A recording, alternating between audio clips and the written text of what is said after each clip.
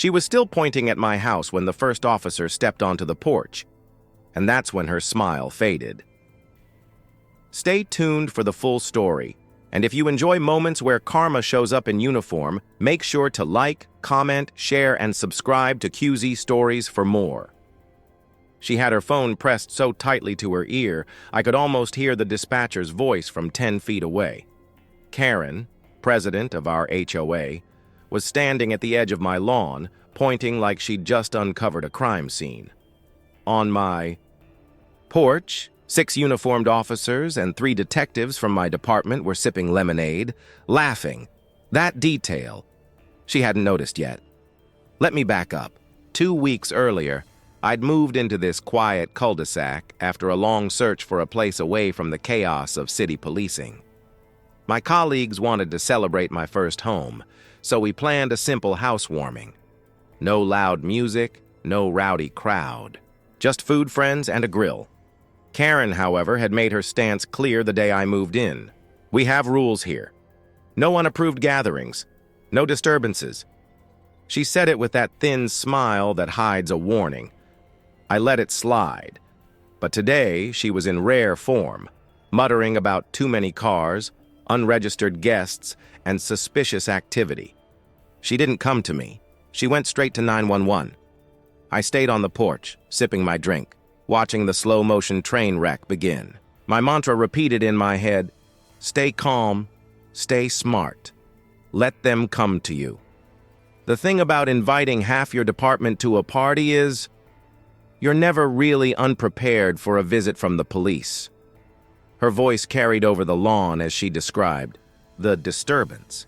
She was careful to sound concerned, not hostile. The kind of call that makes a dispatcher send a unit just in case. I could see the moment she realized something was off. 2 more uniformed guests stepped out from inside to get drinks from the cooler. One waved at her politely. She froze for a beat, but kept talking into the phone. When the patrol car rolled up, I recognized the driver instantly. Officer Dan, my partner for 3 years before I made detective. He parked, stepped out, and broke into a grin. Nice. Party, he said, walking straight past Karen and up the steps to shake my hand. Karen's expression soured. Aren't you going to do something about this? She demanded, gesturing at the porch. Dan looked at her, then back at me. Ma'am, are you aware that every person here is either an active officer or family of one? Her eyes darted. From badge to badge, realization dawning. But instead of retreating, she doubled down. Well, HOA rules still apply. That's when I decided she needed a lesson. Not loud, not messy, just precise. Stay calm, stay smart. Let them walk into the trap themselves. I thanked Dan and told him to enjoy himself. Then I went inside, retrieved my HOA handbook, and flipped to the event restrictions section. Every clause she'd cited earlier was vague, leaning on board discretion. I'd seen enough procedural loopholes to know how this would end. The next morning, I filed a formal inquiry with the HOA's Oversight Committee. Yes, even the president answers to someone. I attached security footage from my porch cameras. Karen calling 911, pointing and making false claims about unruly guests. I also noted that she bypassed the standard complaint process, creating unnecessary strain on local resources. 2 days later, I got a call from the committee chair. He'd reviewed the footage and the guest list. This is unprecedented, he said carefully. Translation: she'd overplayed her hand. Meanwhile, word had spread in the neighborhood. People who'd been quietly irritated by her rule-pushing started dropping by to share their own stories. Petty fines, selective enforcement, you name it. I compiled them, each backed with a date and copy of the notice. By the time the committee meeting rolled around, my case wasn't just about me. It was a pattern they couldn't ignore. I didn't raise my voice. I didn't gloat. I just laid out the facts one by one until the silence in the room felt heavier than any argument.